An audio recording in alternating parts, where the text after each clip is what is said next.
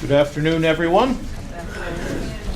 I'm Carl Wilner. I'm an attorney with the Antitrust Division's Telecommunications and Broadband section. I'm a 29-year veteran of DOJ and have focused in my career here on the telecommunications and media industries. Today, I'm pleased to be moderating our first panel of speakers on the topic of television advertising, the nuts and bolts of broadcast and cable. We have a very impressive array of speakers representing broadcast TV, cable advertising, industry analytics, academic, and advertising consumer perspectives.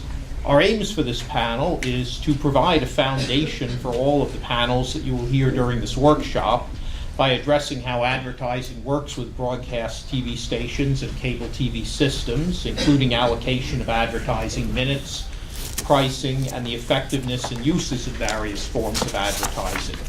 Though the next panel after this will be focused more specifically on digital, we will also be addressing the relationship of traditional linear TV with the various forms of digital online advertising, including mobile devices and over-the-top OTT providers. We will also consider some of the difficult problems of measurement and comparison across various forms of advertising. Now let me introduce our five speakers in the order that you will hear from them today, going from left to right from your point of view in the audience. After their opening presentations, we will have hopefully about an hour for questions and for discussion, including a few minutes at the end for audience questions. And I will start by introducing Pat LaPlatney. Pat is the former CEO of Raycom Media and now co-CEO and president of Gray Television. His background is in media sales, distribution, programming, and digital media. He has been involved in the advertising sales business since the early 1980s, and he tells me that he has the scars to prove it. He sits on the board of Gray Television, the National Association of Broadcasters, and the Greater Montgomery YMCA. He is also incoming chairman of the NBC Affiliate Board. Our second speaker will be Mark Lieberman. Mark is the president and CEO of Via Media, the country's largest independent local cross-media advertising company. Prior to Via Media, Mark was the co-founder, chairman, and CEO of TRA, the first TV big data company. Before then, he was chairman and CEO of IVT, an early video streaming company, and served as EVP of Reed Elsevier, where he oversaw variety, broadcasting and cable, and multi-channel news magazines. In the mid-1990s, he co-founded Diva Systems, the first commercially viable cable VOD provider. Mark also served in the George H.W. Bush administration as Associate Deputy Secretary and Assistant Secretary for Technology, acting at the U.S. Department of Commerce. Our third speaker next to me will be Rick Ducey. He's the Managing Director of BIA Advisory Services. Rick leads BIA Advisory Services strategy consulting practice and serves as an advisor to its affiliated investment banking group, BIA Capital Strategies. Rick works with media, ad tech, and martech, a blending of marketing and technology companies, to see and evaluate opportunities and strategies in the market to achieve corporate goals.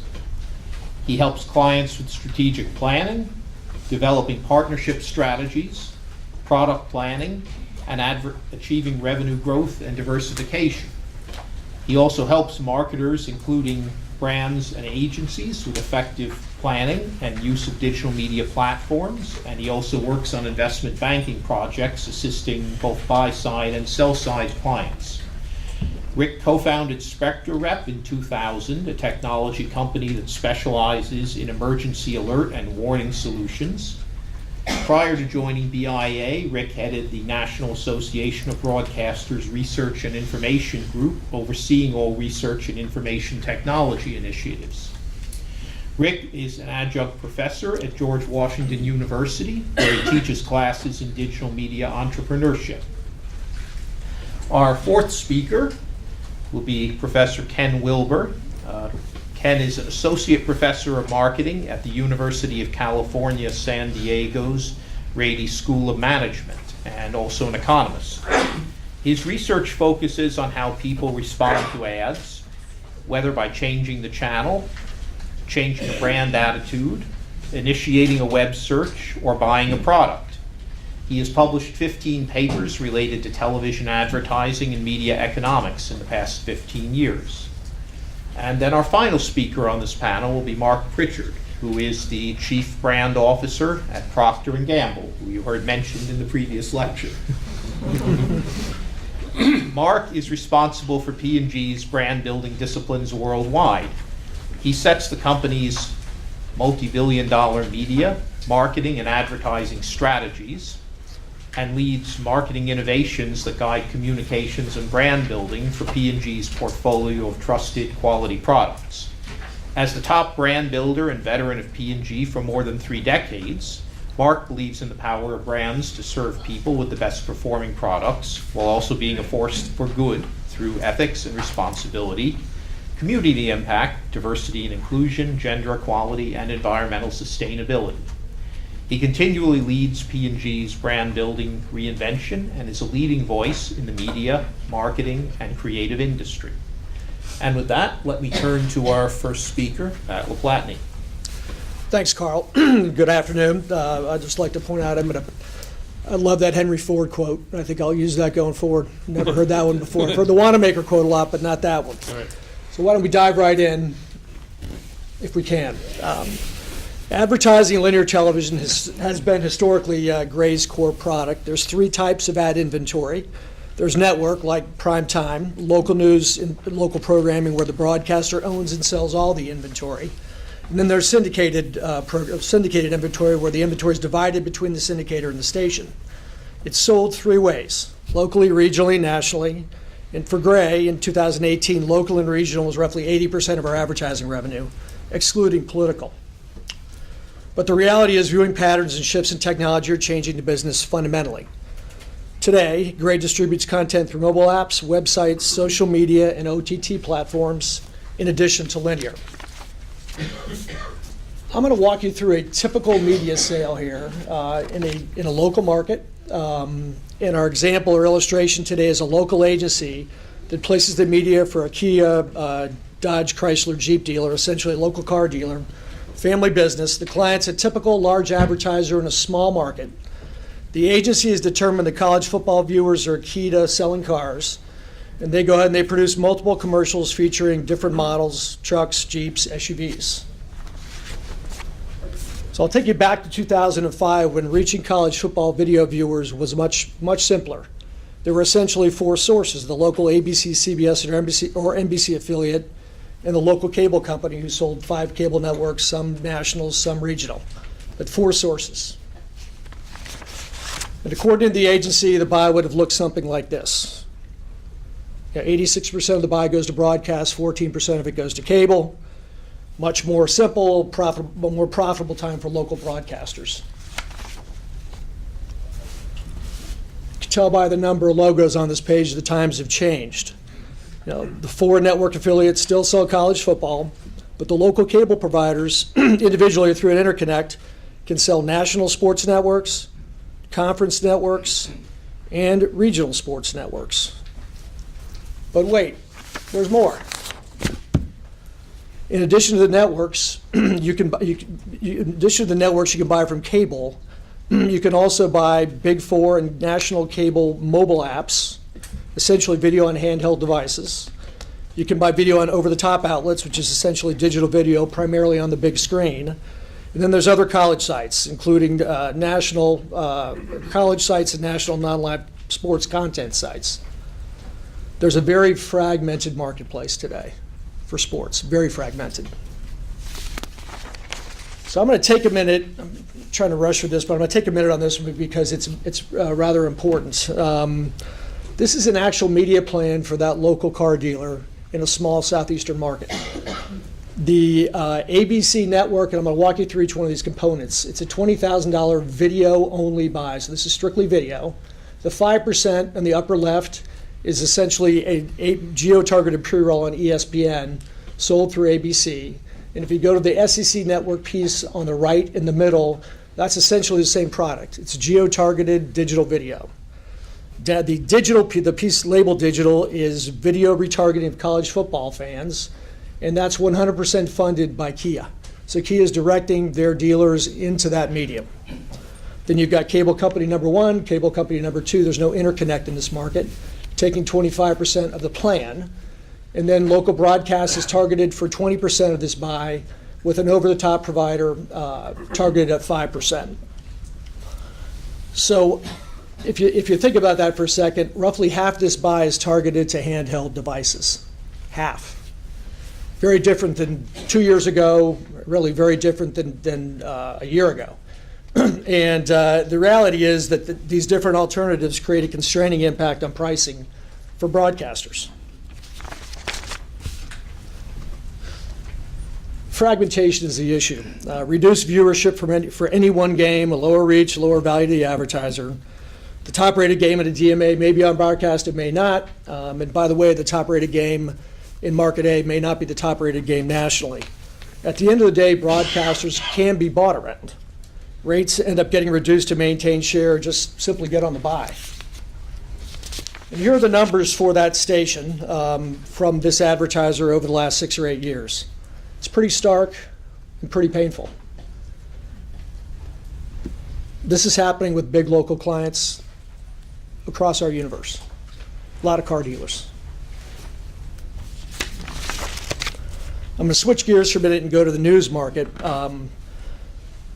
You can see from the headline there that Nielsen has had some methodology changes, and those methodology changes have resulted in increased ratings to cable and at the expense of local news.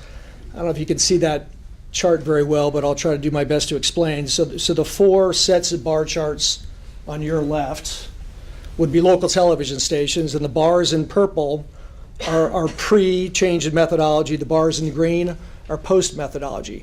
By the way, this is not just Colorado Springs, this is the entire country for Nielsen. You can see the drop in ratings for the local news stations, and if you look off to the right, that's the aggregate cable universe, and they're essentially the beneficiary of that. The reality is more rated cable networks means more sellable inventory in the local market and more competition for broadcasters. So just a quick reminder, digital advertising has numerous advantages. There's strong targeting capabilities that yield higher CPMs, it's cheaper to buy, and increasingly the big guys are setting up local sales capability. Gray is investing in automated media buying to help address this, and as is the broadcast industry. Still at the developmental stage, but essentially what we're trying to do is make our buying process more like digital. Ad buyers are telling us the dollars will shift back to local broadcast with the implementation of automated buying. Back to college football for a minute, which is big in our part of the world. Broadcast television had only 1 of the top-rated bowls and 3 of the top 20 in 2018. Essentially, broadcast is losing the battle for sports viewership, and when you lose viewers, you lose revenue. And when revenue declines, business reality dictates that you cut costs. And as an example here, in the past, there were robust, big sports teams in certain markets. Today, you're down to 1 or 2 people doing 2 minutes in the local news, and that's really unfortunate. But what's more important is that further competitive dilution into local news and weather will diminish our ability to serve our communities, particularly in smaller markets. So we believe the division should recognize the impact of increased competition and allow broadcasters to achieve the economies of scale necessary to continue to provide our vital service. Thank you very much. Thank you, Pat. And now let me turn to our second speaker, to Mark Lieberman of Via Media. Well, We need to get the second presentation loaded. I can do Gray again if you want. No, it's Gray. Gray film? There All we right. go. All right, let's continue to drink out of the fire hose here. There'll be a test at the end of the conference. This is a chart which I like, which just shows how the TV programming industry is exploding with the different types of content, different types of devices. And television is actually going through a renaissance with consumers being able to watch any kind of content they want, whenever they want, on multiple different devices. However, this is creating a huge challenge for advertisers. And the advertisers, what they want is they want data, as Professor Athay said before, in order to drive targeted advertising and reduce waste. And where does that data typically come from? It comes from the last mile, or the edge, that closest to the viewer. And that data typically comes from the MVPDs, who both have video programming as well as ISPs. And we're going to be talking a lot today about TV and digital. And from my standpoint, TV and digital are not equal, and they're not yet considered a holistic buy for a few reasons. One is that, as the professor talked about, television provides a brand-safe environment, something I'm sure that we're going to hear about more. Second is that the agencies actually have different buyers. So an agency, the same agency, may have a TV buyer, a video buyer, a digital buyer, and maybe a strategic person perhaps even overlooking it. But typically there are 3 different buyers. Fourth is that from an ad tech standpoint, there's no connective tissue between the digital world, digital ad tech, and TV ad tech. And then, has been touched on before, and I think will be touched on later, is measurement. There's no unified cross-media measurement platform. And then lastly is that when it comes to privacy, again something that I'm sure will be discussed, is that there's a privacy paradox, which is data is the oxygen that drives the media economy. However, regulations will inhibit the use of that data to do better targeting to hit those fragmented audiences. So the result of which is at least one analyst, Moffett-Nathanson, said that digital is not yet cannibalizing TV advertising. If it's cannibalizing anything, it's cannibalizing at the local level, direct mail and newspapers. This is a slide, I'm not going to go into any detail, but it's similar to the slide the professor had, that video ad tech is incredibly complex.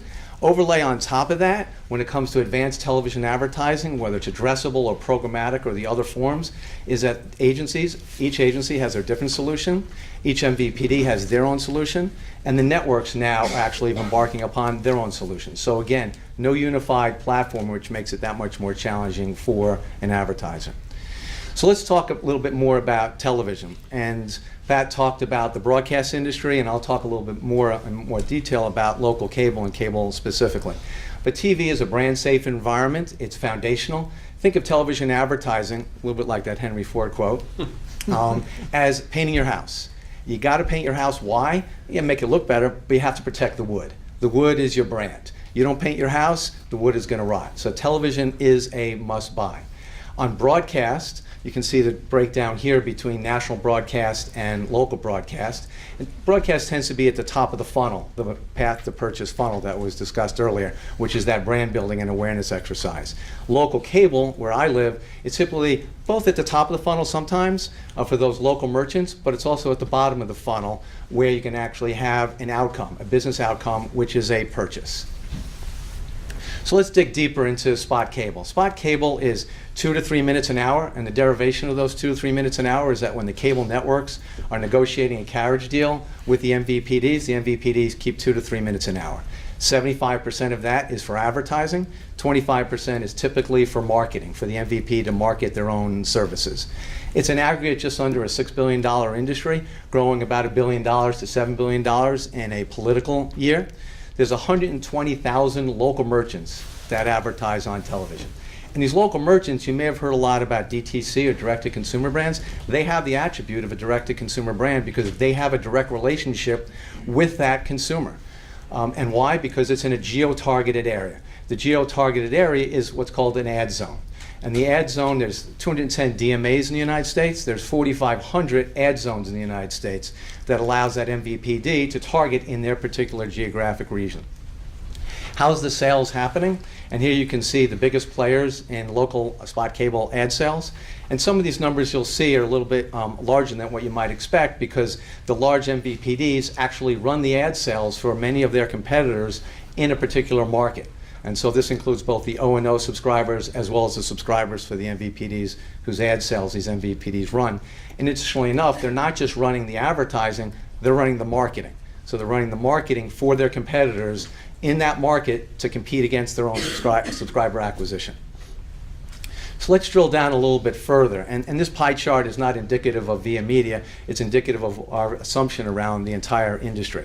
There's three types of advertisers that access the geo-targeting ad zone approach. There's national, and that's sold through a rep firm called NCC, who the entire industry has relationships with. There's regional, and regional is typically sold through what's called an interconnect, which Pat referred to before.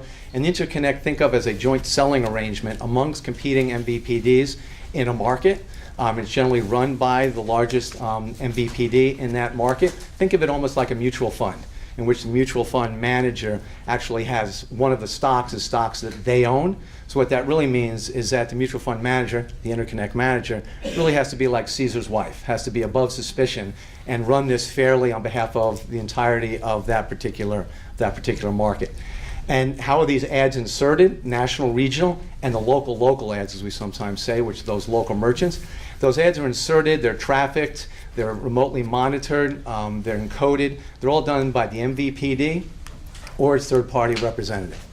In terms of pricing, and I won't go into detail here because Carl may have some questions about it before, but suffice to say that the CPMs will actually be greater when there's more targeting, in this case, geo-targeting. So local are going to be higher CPMs than national. One particular category that I want to highlight, we're in Washington, D.C., which is the second largest category in the space behind auto, is political.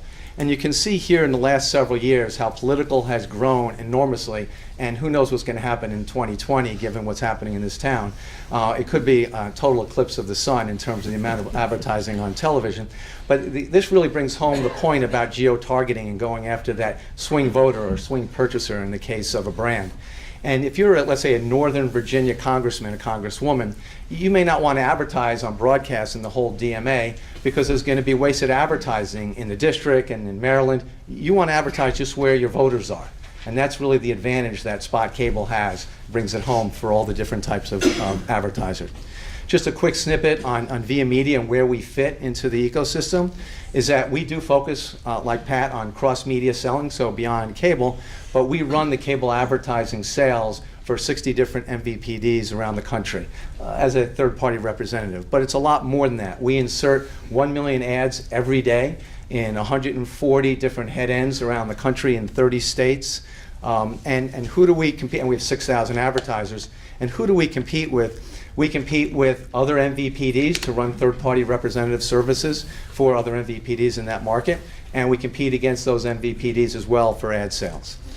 Here's just a map of where we sit and logos of the different operators whose ad sales that we run, and around the country, all run out of one center in Kentucky. And this is a snapshot of the different advertisers that we have, local, regional, and national. Thank you. Thank you. Now let's turn to our third speaker, Rick Ducey of BIA, to address some of the perspectives on industry analytics. Great, thank you, Carl.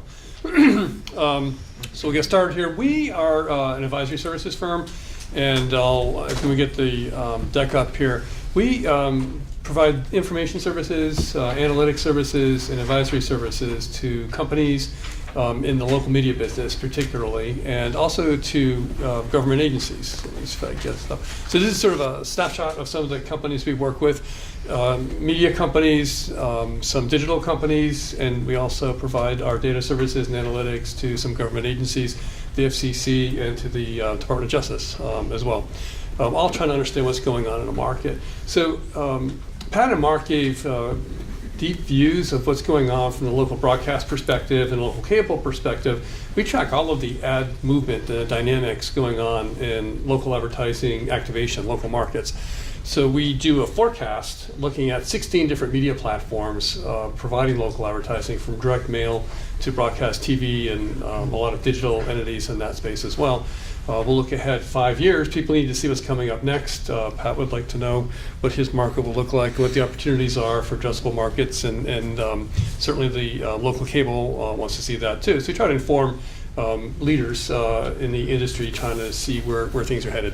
So for 2019, the total sum across the U.S. of the local kind of spending that Pat and Mark have been talking about sums to about $146 billion or so. And we heard how that is a fragmented market just within the video slice for broadcast and for cable, but it's actually even more fragmented. We look at, as I mentioned, 16 different media platforms. That $146 billion that gets spent targeting local consumers at a TV market level or in some of the zones that Mark was talking about gets split up among a number of different kinds of advertising categories. Direct mail was one of the ones we were talking about, radio, outdoor. There's a number of different ways that advertisers want to reach out to consumers to influence, as Professor Athey was saying, that purchase funnel or the journey to purchase. What we're seeing when we're looking at how the advertising gets invested in different media activations in the local markets, just as Pat showed in detail what great media's experience has been as the competition gets a little bit more fragmented within video. It's even more fragmented across the board. But generally, we're seeing a lot more digital competitors coming in as media platforms into local marketing and advertising. So the ad spend going to these different digital platforms was maybe a third or so as recently as last year. We see that by 2020 going up to, well, approaching half. I mean, so almost 1 out of 2 ad dollars targeting local audiences will come from some sort of a digital platform, whether that's Hulu or Google AdWords or email has become a particularly viable advertising medium. It has new technology capabilities. If we look just at video, I think, Mark, you mentioned that video is foundational. We certainly see that. If we look at just the video world, again, Pat gave us that more detailed view of what's happening from an operator's perspective. We see the same thing. So the blue bar in the bottom, that's the amount of advertising dollars invested in local broadcast TV stations. The bar sitting on top of that, that's the world that Mark lives in that he was talking about. That was sort of $6 billion-ish. That's local cable, that 2 or 3 minutes that local cable networks make available. And you can see the blue bar is fairly stable across our forecast period going out to 2023. Roughly the same for the orange reddish bar, which is cable. There are some ups and downs a little bit in the even years, as we were talking about eclipsing the sun. Political spend in even years and Olympic spend gives a lot of lift, opportunity for cable and TV and local markets. But together, the cable and the TV ad forecast, spending from Mark Pritchard's perspective, or revenue from his perspective of Pat and Mark, relatively stable. So it's kind of foundational. It does its job.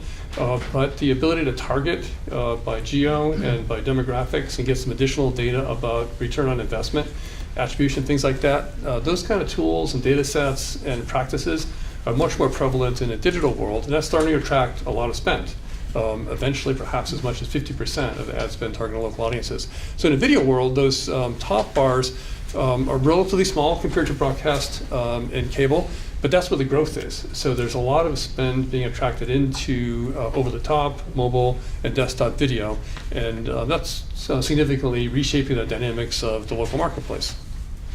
If we look at Washington, where we all are today, about $3.6 billion is being spent, if you're from Washington, to target you. And if you're here today from out of Washington, you're still being targeted anyway since you're here. So the details are a little bit too small, but you can see that pie, the kind of, we call it the share of wallet. There's a certain amount of money that advertisers are investing to reach people in Washington. The pie has a lot of different pieces, and Professor Athey was talking about that purchase funnel. Somehow that all gets sorted out into how advertisers and agencies are trying to reach their target consumers in a market like Washington through local kinds of activation.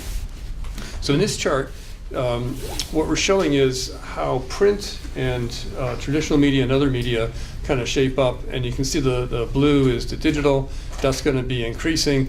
That's digital, and if you look over there, $413 million or so goes to Google on the digital side out of the Washington, D.C. market. Let me just back this up a little bit. Local TV, the red bar over there, takes away less than Google. So all the TV stations in the Washington, D.C. market earn from their advertising revenue less than just one of the digital providers, Google. Just sort of a fact that's interesting to contemplate. I'll spend a couple minutes before I close to talk more about that purchase funnel. It is complicated, and this is a study that was sponsored by Google, Millard Brown, and Polk looking at automotive. I've been talking about automotive, it's a very important advertising category. So what is that actually like? Pat did a great job walking us through what that's like from the TV operator's perspective. From the advertiser and consumer perspective, according to this study, from the moment we say, geez, I think I'll buy a car, to the time you turn the key and drive off the lot, according to this study, there's about 24 steps along that consumer journey. And each of those steps involves a touch point for an advertiser, a marketing touch point to influence whatever that person is thinking about then. And again, it's not necessarily a linear process, but at each of those 24 touch points, there's an opportunity for an advertiser to give a little nudge saying, remember me, remember Kia, remember our local dealer lot. And the industry, both the advertising side and the media side, is trying to come up with a nice set of solutions in that multi-sided market. The media's job is to aggregate the audience as potential consumers, and the audience's job is to say, I don't want to look for every single show individually. I like to go to some sort of efficient platform to find those shows. And then the advertiser says, I want to get to all those audiences you're getting to, and I have that media split choices of how I can influence each of the steps along this multi-path decision tree, basically, for consumers as they do their journey. So 19 of those decision-making points, touch points, are digital. And so that has become very influential. That's why so much spend is moving into the digital domain. And media allocations for auto dealers and manufacturers. Here we break it out, and you can see that digital gets about 40%, which is typical for a number of the different business categories. TV comes in heavily in this market. This happens to be a very strong newspaper market, so newspaper gets a little bit more ad spend than TV overall. But just looking a little bit more from the Kia perspective in a southeastern market that Pat was looking at, more generally across the country, he said, it's not just that one market, and that's what we're seeing too in our forecast and our analytics looking at a category like auto, and then more broadly across all of the local categories. So a few quick takeaways. I mean, I think the data shows in our forecast supports the notion based on our model and drivers that we're seeing. TV and cable, the media that Pat and Mark are talking about, are foundational. They have an effect, they're effective, but the data, the targetability, and the accountability that comes from digital media are pretty persuasive to advertisers. So they're allocating more spend there, and that's eliciting various competitive responses among all the players in the 16 media platforms that we're looking at. Growth in video is concentrated in digital, a lot of fragmentation, like Pat said, and all of these local media companies, there's 24 touch points to buy an ad, to buy along the way to buying a car. All of those media are competing to be part of each of those touch point spends. So there's a lot of kind of fungibility among the different categories.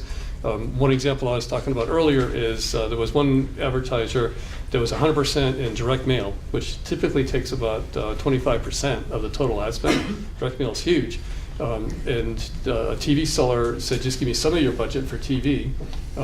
We'll drive some business metrics that we're looking at, search lift and website lift, and those business outcomes were achieved. And so that buyer went from 100% direct mail, convinced of the power of local TV stations, and flipped and became 100% local TV. So you don't normally think of direct mail competing with TV, but it happens. You know, we see that. And that is my presentation. Thank you, Carl. Thank you. And now let's turn to our fourth speaker, Professor Ken Wilber, who will provide some academic perspectives on advertising and its effectiveness. And take it away, Ken. Thank you. So, and let's be sure we have your presentation loaded. Mm-hmm. It's kind of a scary picture up there now. But you could do the DIA presentation too, I'm sure. So I'm going to try to provide maybe 4 relevant facts that I think might be relevant to the department's regulatory goals based on high quality evidence. If these slides or cited research papers might be useful, everything is freely downloadable on my personal website, which is under my own name. So the first fact relates to the possibility for brand advertisers to discern the economic value of those expenditures. And much of the public discussion in this area is done by advertising agencies who talk a very good game.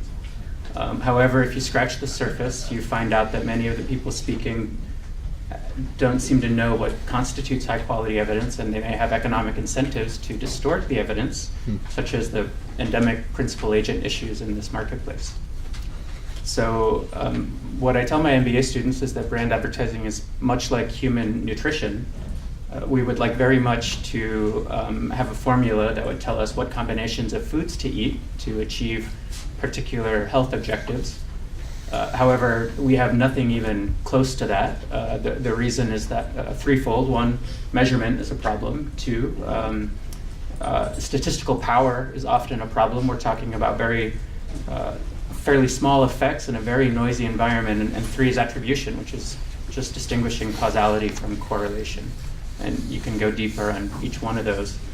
What I'm showing you here, the points are brand attitude surveys, and the lines are moving averages, and the bars are the amount spent on advertising by each brand each week over a 5-year period. It's true that many television ads provide new information, but many do not. They simply remind you about brands you already know about. And when you look at that data, you see enormous variation in the advertising spend, and very little variation in the favorable attitudes held by consumers of those brands. And so this just gives you a sense of the challenge in the statistical power aspect of estimating the economic value of brand advertising. Now, there's a smaller proportion of advertisers where the situation is very different. We often call those direct response or performance advertisers. And as Susan said, this is more at the campaign level than the brand level. Many large brands are doing both types. So what I'm showing you here is the Google search volume for DraftKings and FanDuel, minute by minute, during the first full hour of the opening NFL football game in 2015. The light gray bars, which might not be showing up very well on the monitor, are the commercial minutes. And I don't have to tell you which commercial minutes contained ads for DraftKings and FanDuel, because the search for those brands jumps by a factor of between 15 and 25 each time one of their ads appeared on TV. You also see positive spillovers to the competing brand. You see the effect die out within 5 minutes. You see no apparent hangover of the search volume after the ad. And you see no corresponding increase during the commercial minutes that did not have the ads, suggesting it was the presence of the ads and not simply the absence of the game. Now, similar effects have been found by quite a few researchers in quite a few contexts now. You might think that the industry would be jumping all over this to use this as a measure of advertising effectiveness. I've personally been a bit disappointed by how slow the take-up has been. As an example, I showed this graph to executives at one of the brands involved, and if you sell ads to them, you might be able to guess which one. And it was very clear that they had no idea this was going on. And as the discussion laid bare, they had an external team that handled TV advertising, they had an external team that handled search engine marketing, and they had an internal team that handled search engine optimization and website analytics. And they had no structures in place for these teams to talk to each other. In fact, the search advertising and TV advertising teams essentially were in competition with each other for budget. I hope we'll catch up here, but there's still a long way to go. Now, third, the way consumers are consuming television has changed. There may be a little bit left to go, but it's mostly over. Television has mostly gone from a focal medium to a peripheral medium. There are many indicators of this, and I don't need to do much to convince you of this because you've observed it in your own households. There are some very interesting new data sources. One example is a startup out of Cambridge called T-Vision Insights, and what they do is they pay a few thousand households to put their cameras in front of the TV. The cameras run algorithms which are very good at detecting household members that are in the room, identifying which household members each one belongs to based on facial recognition, identifying whose eyes are open and whose faces are pointed at the television screen. They do this about 6 times per second. And here are some broad descriptives of their data. you might not be able to see the axis at the bottom, so let me summarize. Across a very large sample of TV advertising exposures, approximately 95% of households remain tuned for the entire ad duration. However, only about 53% of the people remain in the room, and only about 7% of viewers point their faces at the screen during the TV ad. There is some variation across day parts and networks and program genres, but that variation seems to be limited. However, this is promising. For the first time, advertisers may be able to get measures of how many people are actually consuming the ads as opposed to simply having the opportunity to see. The final relevant fact goes to market definition for advertising. So what I did was I pulled some data from a source called Kantar Strategy, which is a pretty good database of expenditures on 5 different categories of TV advertising. It's not perfect and it's not fully comprehensive. Unfortunately, it excludes local spot cable. However, what I did to get a sense, That's what it's all about. I wish it was comprehensive. This was the best I could do in the couple weeks I had. What I did was, first I ranked all the advertisers by their total spend in 2018, and I considered the top 1,000, which accounted for about 85% of the measured TV revenues, and it's over $60 billion in spending last year, so it's appreciable. And then I counted the proportion of those top 1,000 who spend at least 5% of their ad budget on each pair of TV advertising media. So on the diagonal, you have the proportion of those top 1,000 advertisers who spend at least 5% on each individual medium, and then you see the sort of the intersection of those on the off-diagonal elements. And to summarize, there is a very strong correlation in the advertisers served by all 5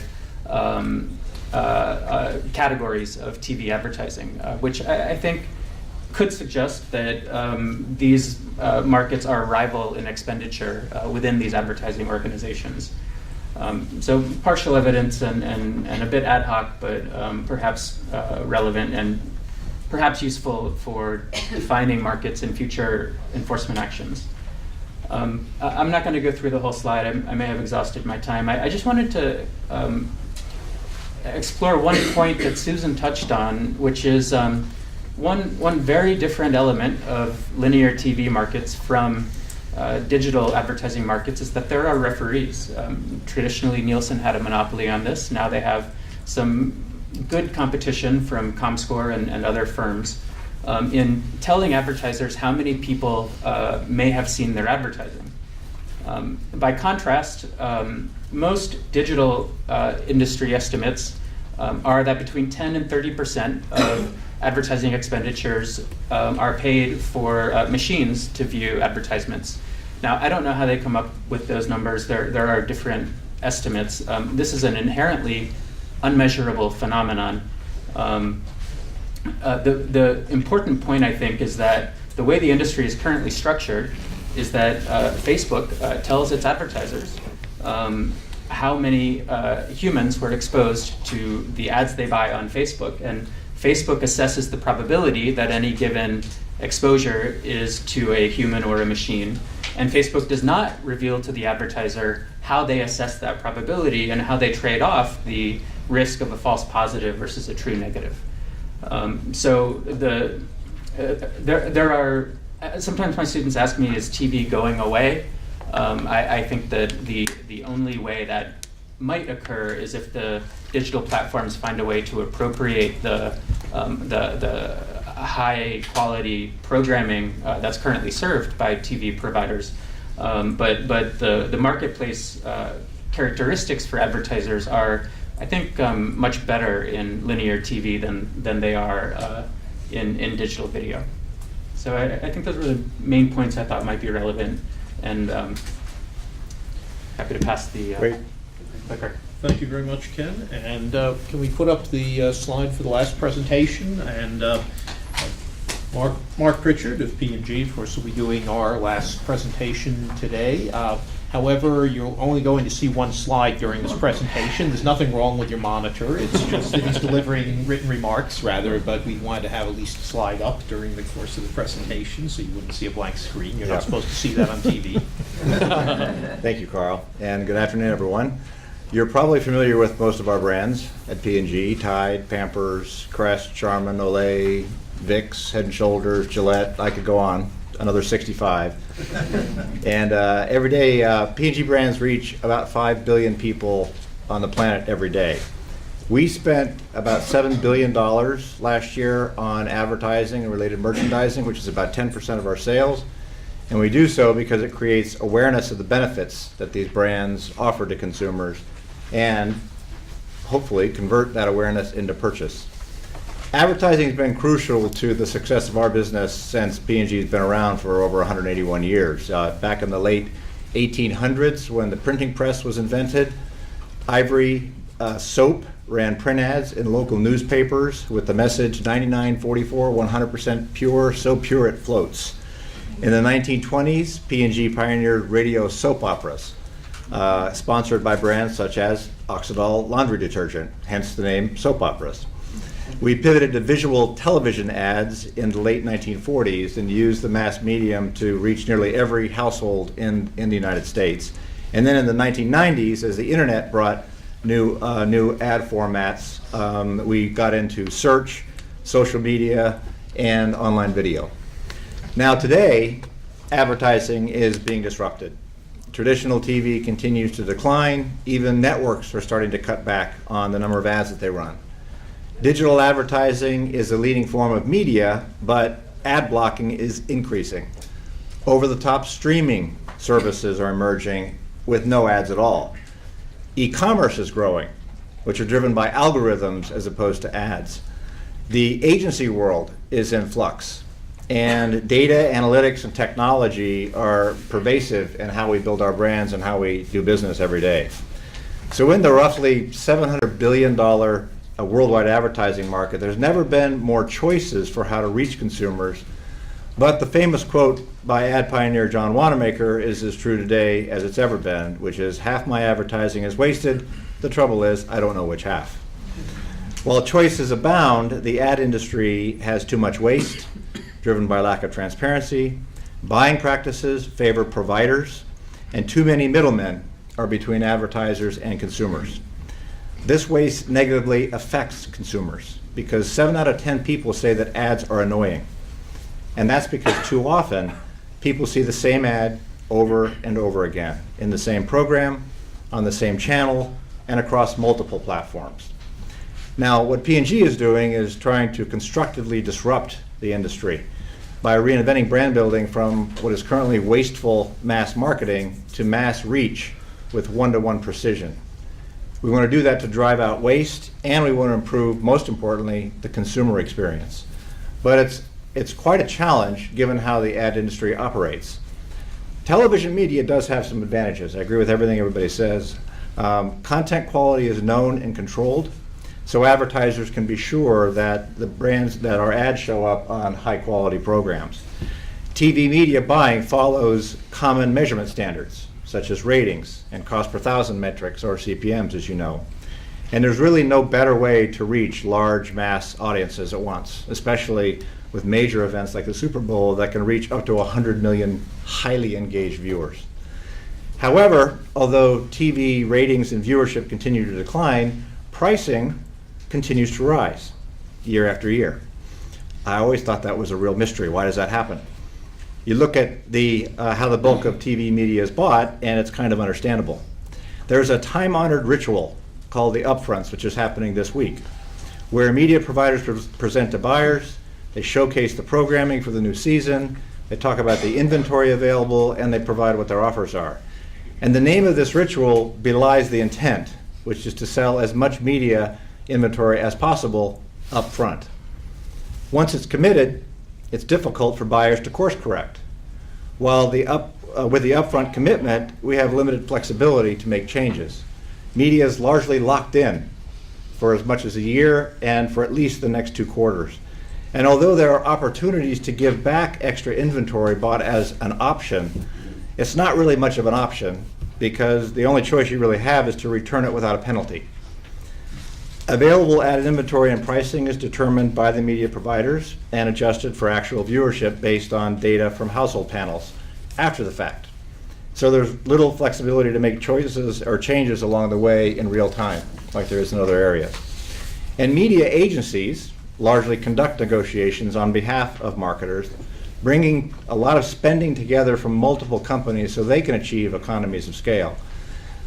This service then comes with a fee, and the media agency often receives rebates from media providers, sometimes disclosed, sometimes not, which raises the ultimate price to consumers and to marketers. Now, this time-worn TV media buying system continues to favor providers, in our view, with too many middlemen in between, and what it results is too many ads that are placed on the same program to fulfill inventory commitments, and that annoys consumers. Digital media seemed like a welcome respite from the TV problems, with the promise of unlimited inventory, data for precision placement, auctions for supply and demand competition, and creativity beyond the constraints of a 30-second ad. But there's been a dark side, most notably lack of transparency, which is leading to substantial waste, outright fraud through bots, and issues of brand safety. In 2017, P&G called for the industry to clean up. And we insisted on one viewability measurement so we could know when we're reaching an audience and they're actually seeing the ad. We asked for transparent agency contracts so we knew how agencies are using our money. We wanted to know, we wanted third-party MRC, which is Media Ratings Council, verified audience measurement so we know we were getting the ads that we paid for. And we wanted to have certified fraud prevention so we know that humans are seeing our ads, not robots. And finally, brand safety, so we know that our ads show up in the right place, not in objectionable content like ISIS terrorist training videos, which there were some. Progress has been made, but problems persist. Ads are still found on unacceptable, graphic, and horrible content. We're still wasting money and annoying consumers with too many ads because marketers are flying with little visibility and have really very little idea whether our ads are reaching the same person over and over again across platforms. And pricing is largely determined now by algorithmic auctions with no visibility on how the algorithm works and little room for negotiation, if any. Advertising is essential to the success of P&G brands, so we're taking action to lead constructive disruption of the industry. In addition to calls for full measurement transparency within providers, we're now calling for common measurement standards across all media platforms to eliminate, if nothing else, just excess ads. We're calling for controls over content quality so our brands show up in the right places. We're calling for common national privacy data collection standards. So we have one way in which we measure data, not the 27 different that happen today from a privacy standpoint. We're actually moving to more programmatic solutions and to more performance media and marketing solutions, and bringing more media planning in-house and buying in-house to get direct access to providers and to make more informed choices to drive out waste. And most important, not just eliminate waste, but make the ad experience better for the consumers we serve. Thank you. Thank you, Mark, for that very thoughtful perspective from a very major and committed advertising consumer.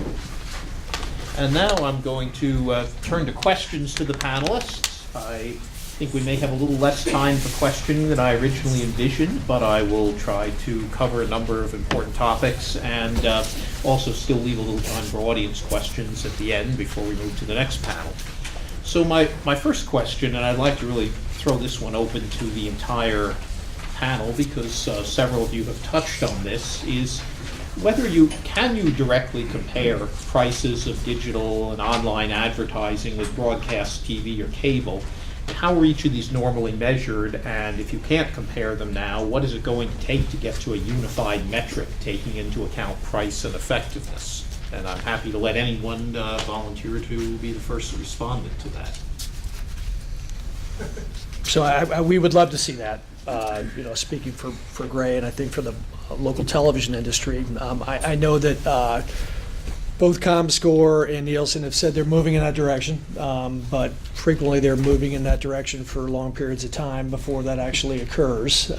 So over time, I think the best outcome for our industry is to have basically a single pool of inventory across all of our platforms that we sell, and we have a reasonable amount of data associated with that, and ultimately I think that's best for the advertising community and for local TV. I'll just jump in and say I think that it's going to be a long time before it happens to have a really unified cross-media measurement platform. Having said that, one of the things that we've done, and the biggest challenge that I've found, it's not necessarily technology, there's a challenge there. Not necessarily business models, there's a challenge there. It's training. Is that we have a couple hundred sellers in the local markets that have been selling television for 20, 30 years. So how do you retrain them on how to sell other forms of media? And how do you retrain the local agencies and the local advertisers on how to buy different forms of media? So we've actually launched what we call a cross-metrics dashboard, in which the advertiser, the agency, or our account executives can log in and see the different forms of media tied to whatever the KPIs are. But it's still silos. It's three or four or five different silos: social, email, display, OTT, cable TV. But at least the advertiser can kind of start to see how each one of them are performing, not as to the other, but how they're performing in a silo. Part of it is specifying the goal. From a video perspective, what is the audience experience? What's the consumer experience? So is it a full screen commercial experience like you expect on linear TV, like broadcast or cable? Or a full episode player on Hulu or some OTT platform. So if it's a full screen, so the viewability is not a question, it's there. And it's of some duration. It's 30 seconds, it's 6 seconds, it's 7 seconds. So there the ad unit is full screen of some duration, and then it gets to all the challenges of the technology of measuring and reporting that. But at least when we're talking about the video ad unit, there's a lot of different kinds of video ad units: outstream, in-stream, pre-roll, mid-roll. Can standardize in some of that part of the inventory, so that from a media perspective, they know what they're selling, and from a buyer perspective, there's some consistency and some expectations that, okay, this is what we're going to get when we buy.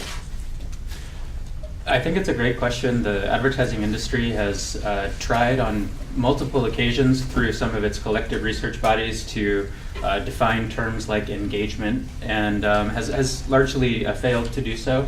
I think it's sort of like asking to compare the price of a general contractor versus a carpenter versus a plumber, the latter two of which might be hired by a general contractor. Everyone has a different home. Everyone's home has different needs, and everyone demands different services for different reasons. And so I am not optimistic that we will find widely applicable and widely useful common metrics due to the heterogeneity in advertiser needs and the way that they use these various advertising formats. Yeah, Carl, we can compare prices, but what we need to compare is price per some other unit, such as how many people are we reaching? And what we really are trying to get is how many unique people are we reaching? The biggest issue in advertising today across every platform is the fact that there's too much waste because there's too much frequency. And that is, and why it's a problem is not just for the businesses, but it's for the consumers more than anything else. So we just want to know, we've asked many of our providers, just solve the problem of excess ad frequency. Just solve it. That's all we want. Okay, just give us a signal that says if we reach Susan, we don't reach her again and again and again on multiple platforms. I think we're closer than we've ever been, because I think that now some of the digital providers are coming together and recognizing that. And if we can just solve that problem, then we'll start worrying about some of the other ones later. I think my next question is primarily for Pat, though I will ask the other panelists also to react to it as well if they. I've kind of, as I've been listening to everyone speaking today, I've been puzzling about how is it that at the same time we hear that broadcast TV is facing a lot of these new challenges from growing media, digital, and other competitive challenges. And yet at the same time, we've heard from Rick, and I think this was also in Susan's initial presentation, that broadcast revenues are staying relatively stable. And we've even heard from Mark that prices, from Mark Pritchard, that prices were going up in TV. And so when I looked at Gray's press release announcing its results for the last 3 months in the first year of 2018, I saw that they referred to record results of operations, including strong net income and record revenue and broadcast cash flow, and the annual report indicated that overall revenues had risen steadily overall for the past 3 years, while even the broadcast advertising revenues appeared to have been fairly stable apart from the cyclical political advertising fluctuations. So I wanted to ask, just Pat, is that a fair description of what's happened with Gray, and is it reflective of the broadcast industry overall? And what accounts for this phenomenon of greater competitive challenges that you describe, while at the same time we're dealing with stable revenues and even, as Mark referred to, some price increases as well? What is going on? What accounts for all these things happening at the same time? Are the CPMs, the cost per thousand, going up for broadcast TV? And why do you have these different phenomena operating? So I guess, I hope I can make my answer as long as your question, Carl. There's quite a bit there. I guess so. I think, and I don't want to speak for Mark, but I think Mark was referencing the national advertising market when he was talking about the upfronts. We deal locally, so those are really two different markets. I think that's the first point. As it relates to Gray in our revenues, so on the advertising sales side of our business, over the last few years, our core, which is local, our core local is essentially flat during odd years and down a few points during even years. Some of that's due to political. National business has been down every year for the last few years. So it's not, it's down single digits, but it is down.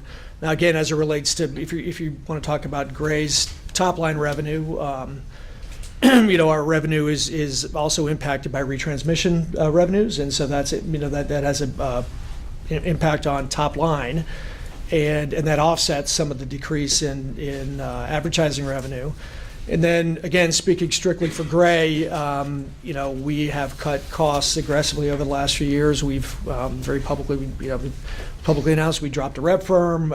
We no longer work with Nielsen in diary markets, so we've aggressively cut costs. I think that accounts for the numbers that you're seeing.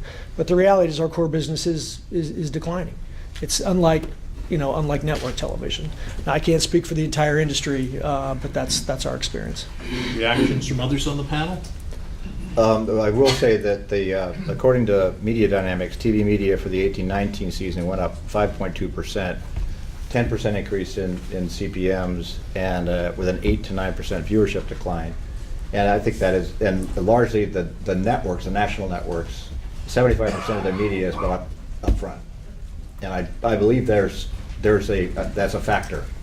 I also think there's a factor in quality as well. I think people are willing to pay a little bit more because of the quality that comes from TV, and I think that's one of the advantages of TV.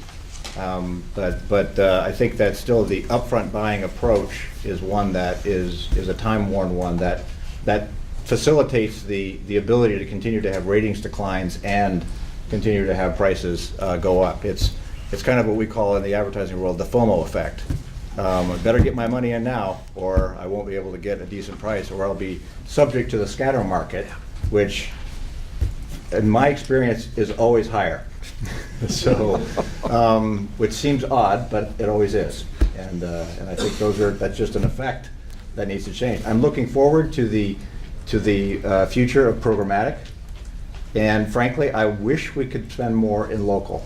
I wish that we had an ability but local is so fragmented to us right now, it's just very difficult to be able to make a good buy. The data's not there, the measurement systems aren't there, and the visibility for at least marketers like us isn't there. If we got that, I think that would create some competition with the national players, and that would be quite welcome. We're working on it. We can talk after.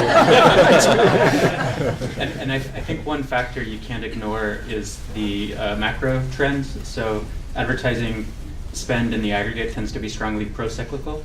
We've had a very sustained economic expansion. So that's a partial answer to your question as well. To comment on what Pat was saying about the core revenue, the broadcast revenue, local, I mean, we're calling that relatively flat. A little bit of even year, odd year bounce, but I mean, flat is, we're doing nominal, that's not adjusted.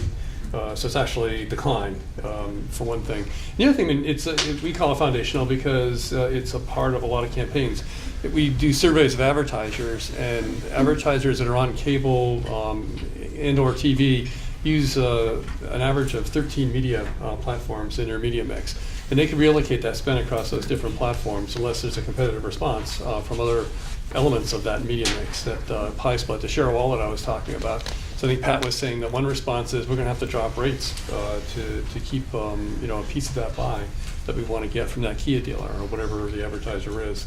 So to kind of protect nominally flat, but in real terms a declining share of the ad spend market, there's a couple of different responses that media companies have available for them to pursue.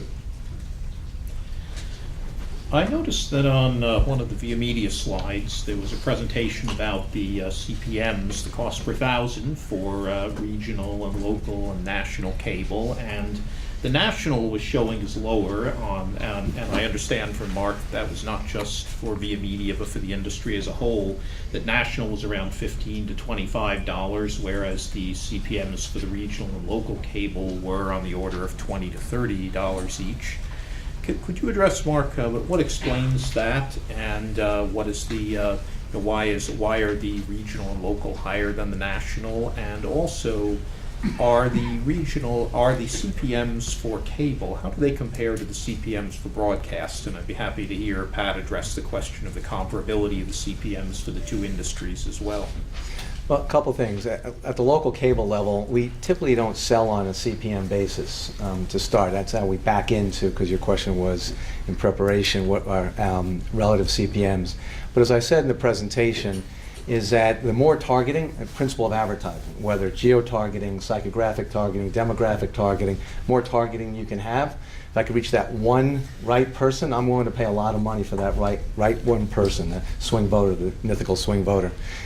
So it just goes to say that if you're a national advertiser, because there's going to be inherent waste when you're a national advertiser, even though you're going to be able to do geo-targeting, because you might buy a whole DMA, but you're really just interested in certain pockets. Number one, so that's why national CPMs are going to be lower.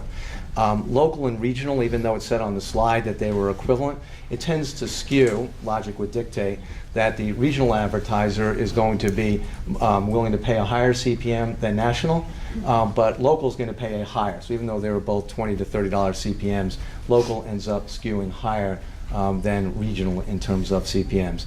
As to how it compares to broadcast, it really depends. I think that Pat's example, which is a great one in college football, tends to be in much smaller markets where there may not even really be an interconnect. It may be that an advertiser, an auto dealer, wants to reach everybody in a DMA.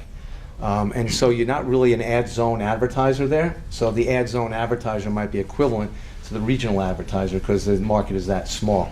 However, in bigger markets where there is an interconnect, and interconnects were designed, in effect, to compete against broadcasters by putting all the different cable companies or MVPDs together, is that in those markets is that you're selling at the zone level, because you really want to advertise only where the trading area is for that particular merchant. And there, again, you're willing to pay a higher CPM because you're just advertising in that particular zone. Smaller campaign size, but higher CPM.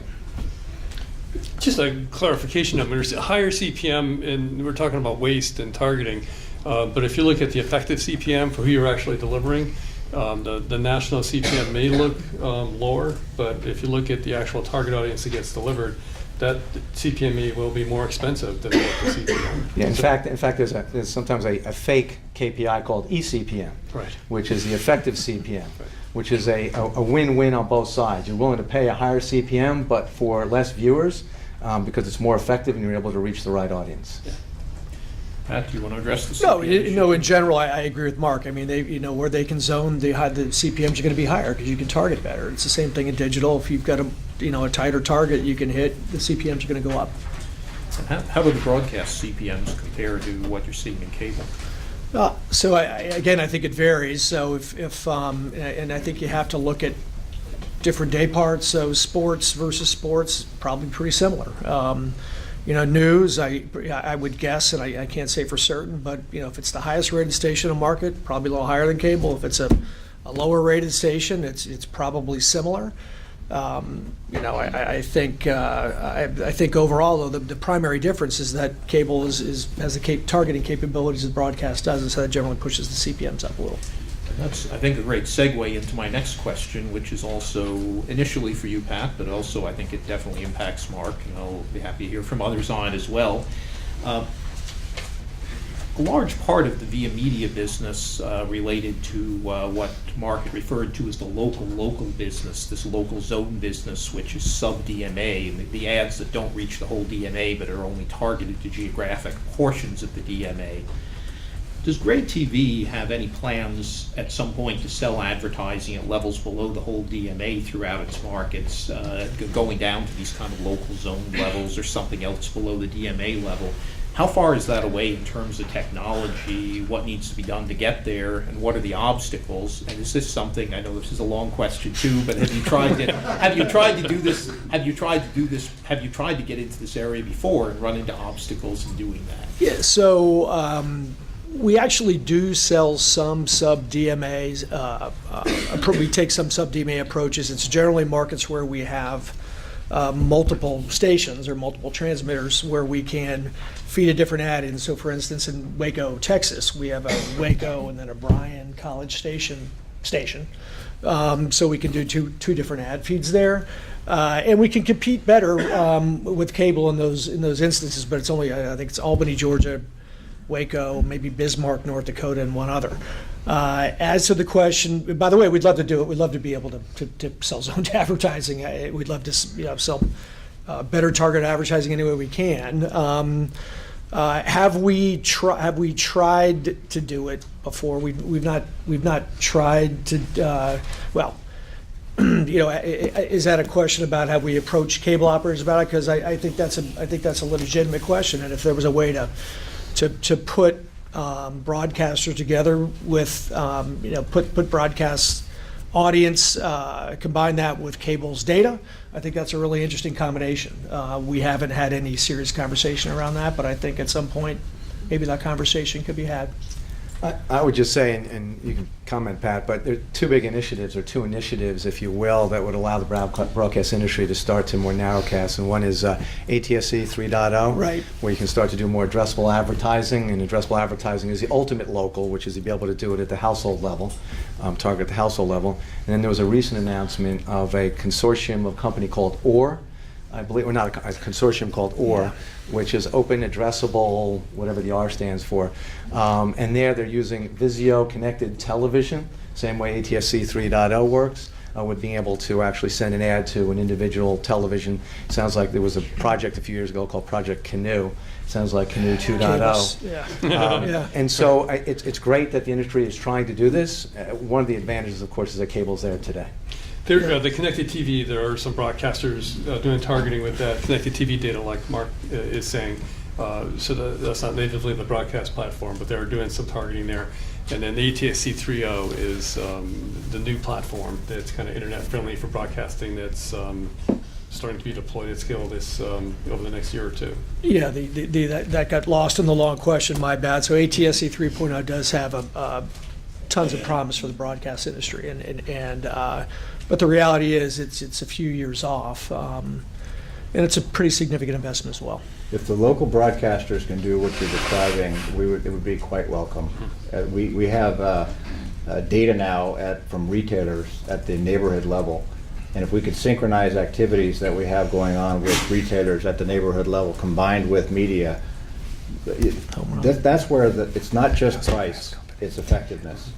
And that's what's most important, is that we want to ensure we're willing to pay a higher CPM if the effectiveness is better and if we haven't wasted a bunch of money at the same time.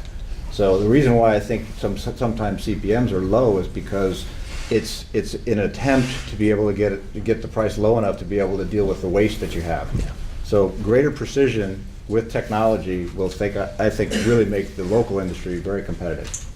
I think that's a great point, and it's a broader trend where many advertising organizations now have customer level data that allow them to estimate advertising returns on a lifetime value basis, so that they have more clarity on what the value to them could be if they're able to measure what the effects of the ads are. Yeah, a lot of our digital is shifting to that as well. It's performance based. It's not just the ads. I mean, an ad on a social media, the average view time for a social media ad is 1.7 seconds. It's kind of hard to get a message across in 1.7 seconds that's going to deal with anything. So what we do is target people in a way to try to get performance coming out of there. If we do the same thing with TV, it'll be far more lucrative. Mark, you had alluded before to some of the experiences you had with the efficacy of digital advertising against TV, and looking back at some of the things you've said before, I came across some interesting quotes. You had been quoted as saying, "We moved $100 million out of digital and sales went up 2%. I also came across another quote. You had observed at one point, "We are returning to traditional television for the bulk of our spending. Television has a unique relationship with its viewers, providing engagement and trust between the viewer and the brand." I'd like to just ask you if you could add some context to those remarks, tell about what happened that led to those experiences. Yeah, about 10 years ago, when the digital advertising industry was really starting to get going, and we helped fuel that. We helped monetize many of these platforms through digital. We spent maybe 5 or 6% in digital, and then ramped up to well over more than a third. And as we started looking at the amount of spending in digital media, we were starting to wonder why we weren't getting effectiveness. So we went to the different platforms and said we'd like some more data to help us figure out what's going on. How many are people viewing these ads? How many people are we reaching? Are we reaching the right people, not bots and whatnot? And they didn't have the data. And so we pretty much put a demand out for it, and it took 9 or 10 months to make little progress. So then we went public and asked for the different standards that we called for, which is the one viewability standard, the third-party audience verification, anti-fraud, and brand safety. Then when we got the data, we realized it wasn't really all that it was cracked up to be. That's when we realized that the average view time was 1.7 seconds. Then when we viewed that we were reaching people over and over again, when we started getting the verified data, that we had a high degree of bots that were seeing our ads, not people. And then we recognized that some of our ads were showing up really in very bad content, because it was across the entire video platform. So we actually moved off of YouTube for a full year, because we didn't feel that the advertising, our brands were safe. They changed. I give them a lot of credit. They changed. They reduced the number of channels that they monetized on. So we think it's a lot better now. Now we actually have what we call safe lists. Only advertise on those channels that are absolutely safe, similar to what we have on TV. And then we're pivoting to performance marketing on other platforms. But the bottom line is that we just found once we got transparency, it helped us make better decisions. And then we fell back in love with TV. Started looking at the TV opportunities and started finding different ways to be able to assess the degree to which people are engaged. And we're measuring engagement and measuring sales lift. One of the things you guys might want to understand is we test DMA to DMA many times. We're doing A/B testing all the time to figure out what the benefit is of different mixes, and what that provides us is more more confidence that we can invest. Any reactions to that from the rest of the panel? In particular, that Pat and Mark Lieberman, your companies have both gone to some extent into the digital businesses or OTT or other activities as well. You haven't limited yourselves to linear TV, and so I wanted to ask you what how you see those two businesses as fitting together for your companies, the traditional linear business and whatever you're doing in the digital areas, and whether how you dealt with the kind of problems that Mark Pritchard was talking about. Yeah, and our philosophy and going after digital, as Rick showed, the growth on digital is the Willie Loman line, go where the money is. And so we, as I said, trained our sales force on how to sell other media types, display, OTT, pre-roll video, mid-roll video, social email, etc. And so we really see that as reach extension. And so on the TV side, and our TV has been flat to slightly up, but digital is growing rapidly, is when we advertise on television, we can only advertise in those households where our MVPDs have subscribers. On digital, we're not so limited. So we can extend the reach to a whole DMA, to a whole state, to other markets. We can do the same thing demographically, where we can use digital as reach extension. So we really see it as a complement, not a substitute.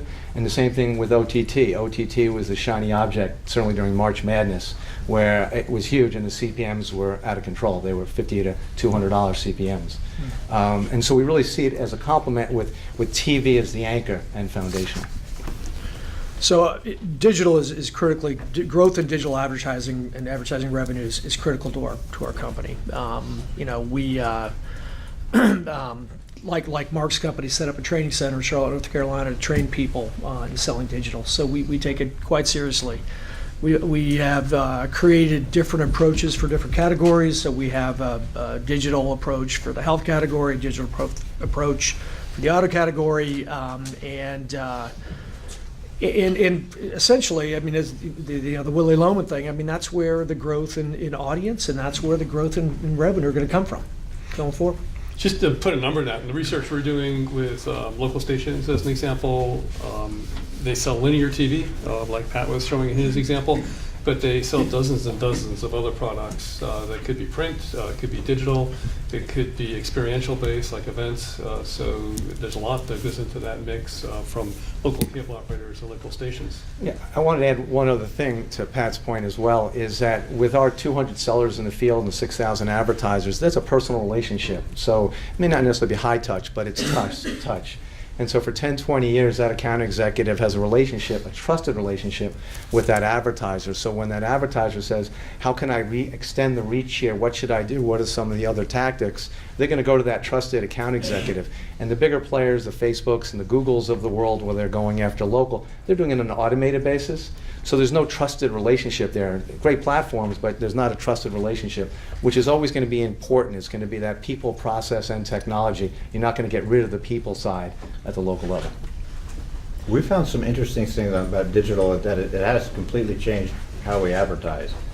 But what's interesting is we find it's most effective to create content that goes on digital that is sometimes long-form content, like 4.5, 5 minutes, or 2 or 3 minutes, that then people see and then they go search for our brands. And in many cases, Like a Girl is a classic example of a 3.5 minute video, Always Like a Girl, that went on the internet, ended up getting 100 million views. Then we put it on the Super Bowl, and then it added even more to that business, and then continued to get more and more viral. So that's what's been good about the digital world. What's been bad about the digital world is some of the content quality issues, some of the editorial comments, and the lack of transparency. So once again, looking for that with every provider.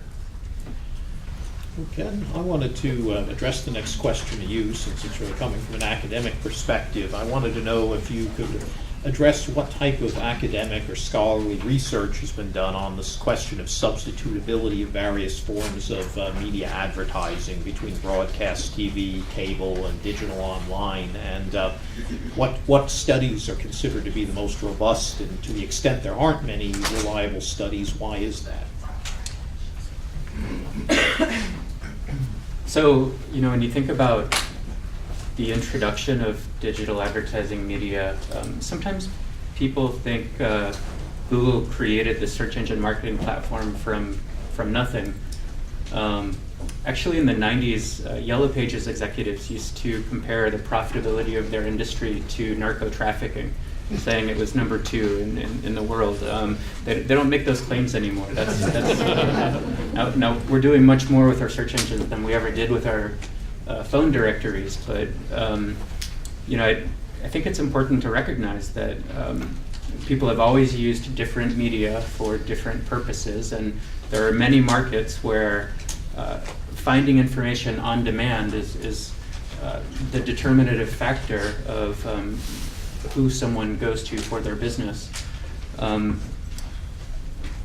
There was one study published comparing television advertising effectiveness to YouTube video advertising effectiveness, and what they found was that the populations of viewers reached by each of those two media were different in some important ways. However, once you adjusted for those differences, they no longer found variation in how effective the two advertising media were. As to why there is not more academic research on this topic, I don't know that anyone has frequently expressed that interest, but if it seems like it would be useful, I would encourage you to tell that to academics and maybe even, if you really want them to do it, put just a little bit of money behind it, and you'll probably get those questions answered in more detail than you would possibly. Also, Ken, I think in your 2008 article on a two-sided empirical model of television advertising and viewing markets, you had referred to television as the single most important advertising medium. Does that remain true today? We've heard from a number of the other panelists about TV continuing to be foundational. I'd like to ask you to address your reactions to what's changed over the past 10 years, and is it still the king today? And what does the concept of foundational mean, as the various panelists have addressed it? Before you answer the question, do you want me to offer to hire you, and then you can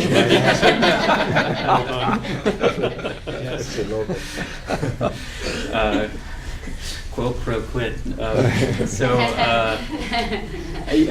think it's much less clear what is the single most important medium these days. I think more and more people are consuming multiple media simultaneously, and it always depended on the nature of the business and the nature of consumer demand.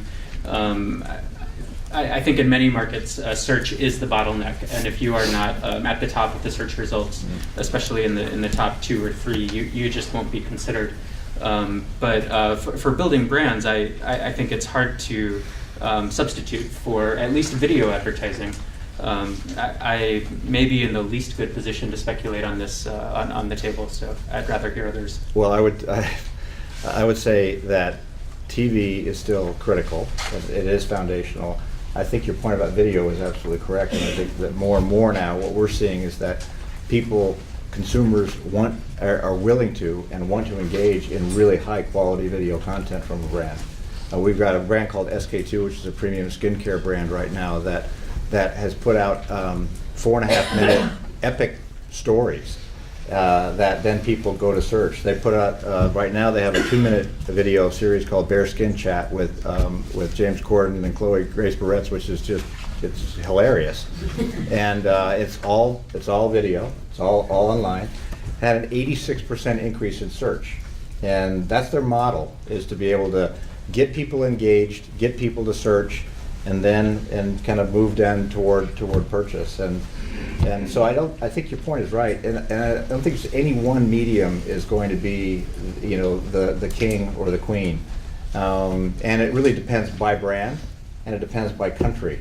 We spend a third of our media spending in digital right now, and 60% in TV in the United States. We spend 80% of our media in digital in China. We spend more like 80% of our TV, or sorry, ads are in TV on Tide, and we spend more like 80% of our spending on Olay is in digital. So it just depends, and it depends on reach, effectiveness, and efficiency. Carl, I did at one point I wanted to mention, when I first joined as CEO of the company, I did a ride-along with my account executives in different markets. And what's really refreshing about these local merchants is they kind of know what the ROI is. Ad runs, more people come into their auto dealership. And as the industry moves to more data-driven and programmatic, as an example, television, the reality is that local merchant may want to do still wants to do what's called fixed position. I want to be on Monday Night Football because what I'm going to do is I'm going to bring my family and friends over to see my ad on the big screen with me with their balloons and so on during the auto dealer ad. That's not going to go away. And that's really important, and they're not going to gather around a computer to see the video ad that's on a computer. They're always going to gather around the television. And that's just the way local works, and that's those 120,000 local merchants. I think, Mark, you had also, in your presentation, you had also made the point that digital was not cannibalizing TV ad dollars, and I think your source for that, you referred to a Moffett-Nathanson report. It's the April 5th, 2019 report on U.S. advertising, a false dichotomy. Could you explain why that was the case, why that cannibalization was not taking place, and then I'll invite others to react. Well, I think in their report, they talked about it as showing macroeconomic trends on television and the trends on digital. And I've forgotten who it was. It may have been Susan or Ken who showed the reduction in direct mail, as Rick mentioned before, the reduction in newspaper and print. So as a macroeconomic trend, I think that was the basis for their thesis. But we're also seeing that. And we monitor account level spend by actual advertiser.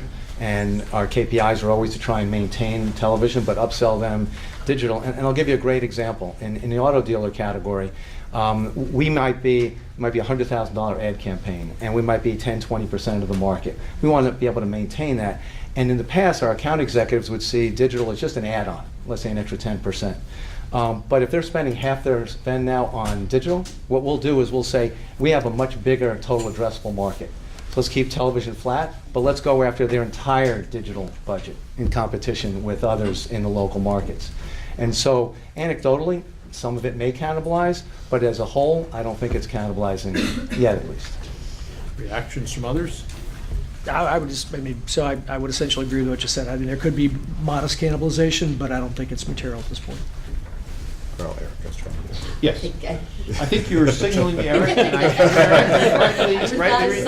remember I was keeping my eye on it also, that there is we did promise a few moments for audience questions, and so though there are many more things I could ask all of these distinguished gentlemen, I mean, there's a vast amount of knowledge they have to share. Let me give all of you a chance to, if there are questions from the audience for this panel. If there is anyone, just please stand up, ask your question, and I'll try to repeat it so that everyone can get that.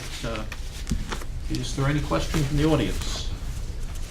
Fill in the blanks with one of your other questions. Well, I'm not seeing any, and I realize, I do see one in the back. There we are. Please step forward, yes. Sure. For digital advertising, are platforms like Google and Facebook dominant in the market, or do you see them as being more competitive playing field?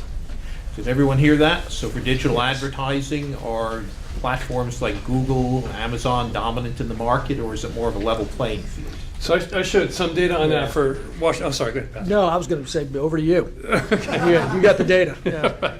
Also, in Washington, D.C., one of the data points I showed was that, in fact, Google is the one brand I called out. They make more in advertising revenue in this market and typically in most markets than all the local TV stations combined, say. So, I mean, they're clearly a dominant ad brand throughout all markets. I've seen some estimates that in recent years they have captured more than 100% of the total growth in digital advertising expenditure. And if that sounds impossible, the way to understand it is that they are not only grabbing all of the new dollars, but they are taking a substantial amount of business from other digital platforms, such as Yahoo, which are on a substantial declining path. Thank you. Are there any other audience questions for the panel? Like the digital advertising market, and I'm just curious, since we're in the DOJ antitrust division, are there any thoughts of taking the findings of today and the competition you guys have been talking about, which is actually, as discussed, a very small part of the market, and looking at Google and Facebook and considering how that dominance is affecting the rest of the industry? Well, I think the broader questions for what DOJ will do, I will have to defer to the Assistant Attorney General and others who will make those decisions rather than me. But I think hopefully they're here listening. Yes, but we are certainly listening, and that's of course part of the purpose. What we're doing here is to gather this information and to be in a position to address these issues going forward as they come up. If there are no other questions for the panel, I will ask you to join me all in thanking these panelists.